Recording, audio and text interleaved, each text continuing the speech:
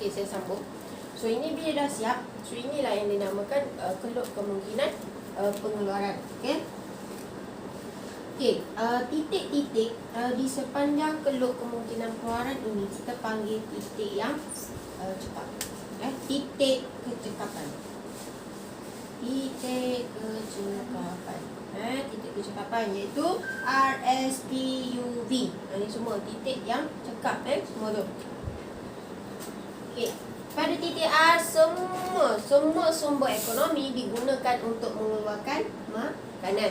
Dan pada titik V, semua sumber ekonomi digunakan untuk mengeluarkan pakaian. So ini, tapi titik-titik di sepanjang keluk KKP ini adalah titik kecekapan. Kita panggil titik yang cekap. So nanti soalan tanya, so kamu tahulah mana titik yang cekap, titik R, S, T, U, V.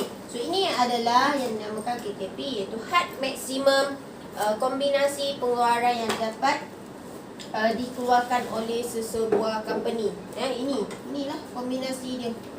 So pada titik R, kombinasi maksimum dia adalah 20 makanan, kosong pakaian. So ini adalah had maksimum tingkat pengeluaran yang boleh dicapai. Ini adalah KKP.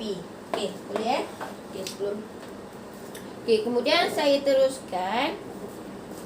Okey, andai kata sebab kamu nak jawab soalan yang B ni. Okey, andaikan berlakunya pengeluar memilih kombinasi pengeluaran yang berikut. Ini Baik. Yang B tu. Baik, ni saya buat contoh kat sini. Okey, ini tadi titik yang cekap. So sekarang kita nak tengok titik yang tidak cekap dan titik yang tidak boleh dicapai.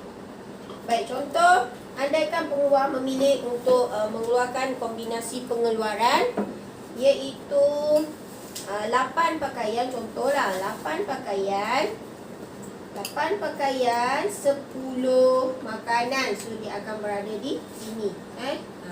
8 pakaian, 10 makanan. Ini adalah contohlah jika pengeluar memilih kombinasi selain ini. Selain yang ini. So ini kamu boleh labelkan titik. Ini kamu boleh labelkan titik sebagai apapulah titik-titik A pun boleh. Ini. Okey, titik di dalam. Ini kita panggil titik di dalam KKP. Titik di dalam KKP ini dia tak cekap. Okey, sebab dia tidak berada di sepanjang keluk KKP. So ini kita panggil titik yang tidak cekap. Kenapa titik tidak cekap? Dia berlakunya pembaziran sumber ekonomi.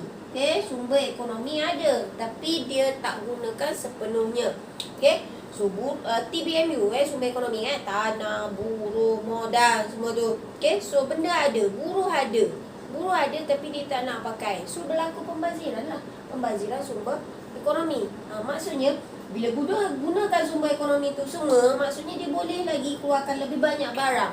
Tapi sekarang dia berlakunya, kalau kombinasi ini, dia berlakunya pembaziran sumber ekonomi. So berlakunya pengangguran. So kalau buruh, berlaku pengangguran buruh lah di sini. So bila saya cakap bagi huraian titik di dalam KKP, so inilah huraian dia. Titik ketidakcekapan. Okey, berlakunya pembaziran sumber ekonomi dan berlakunya pengangguran. So ini kamu kena tahu, wajib tahu. And then ada lagi satu titik, iaitu titik di luar.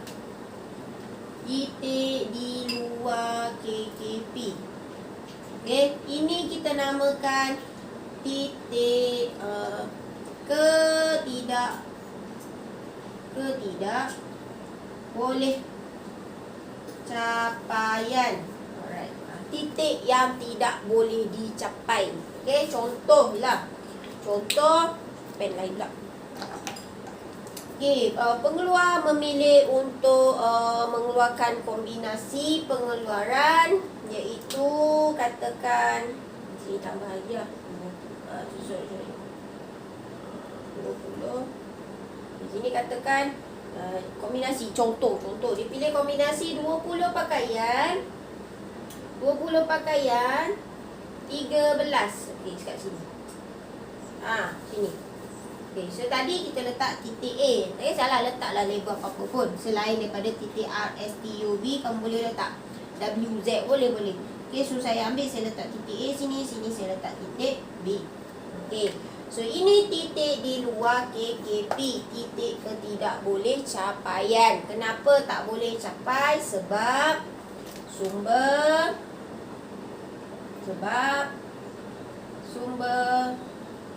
ekonomi terhad. Ni dia. Okay. Okay, boleh So, saya ulang balik. Titik sepanjang KKP ini kita panggil titik kecekapan. Okay, sebab dia gunakan sumber ekonomi sepenuhnya. Empat andaian tadilah. Ekonomi capai guna tenaga penuh. Ada dua barang. Tingkat teknologi adalah tetap. Okay, so titik yang seterusnya adalah titik di dalam KKP. Titik di dalam KKP ini titik yang tidak cekap. Berlakunya pembaziran sumber ekonomi dan berlakunya pengangguran. Dan satu lagi titik adalah titik di luar KKP. Tengok soalan lah. Tengok soalan dia bagi apa. So dia bagi tu kamu pelak saja. Sini ke sini ke sini ke sini. Tu soalan. Tengok soalan ni saya bagi contoh. So titik di luar KKP kita panggil titik ketidakboleh capaian. Kenapa? Sebab sumber ekonomi terhad. So dia tak boleh capai. Tapi kalau kata dia nak capai juga, so apa yang firma perlu buat? Apa yang pengeluar perlu buat? Dia kena tambah sumber ekonomi lah. Tambahlah buruh. Ataupun tingkatkan teknologi. Teknologi yang lebih canggih, yang lebih moden, barulah kita boleh capai. Contohlah kalau ada soalan, dia tanya pendapat kamu ke cadangan kamu. So macam mana nak capai juga titik ni, itulah cadangannya. Tambah sumber ekonomi ataupun meningkatkan lagi teknologi yang sedia ada, barulah kita boleh capai titik-titik di luar KKP. Okay, so jelas